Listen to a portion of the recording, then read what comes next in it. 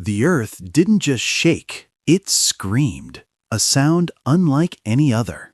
1883. Between Java and Sumatra, the volcano Krakatoa awoke with a warning. The sky tore open, a blast so loud it circled the entire planet. Seas rose and skies darkened. Sunsets burned red for years to come. Krakatoa vanished, but it proved that when the planet speaks, the world listens.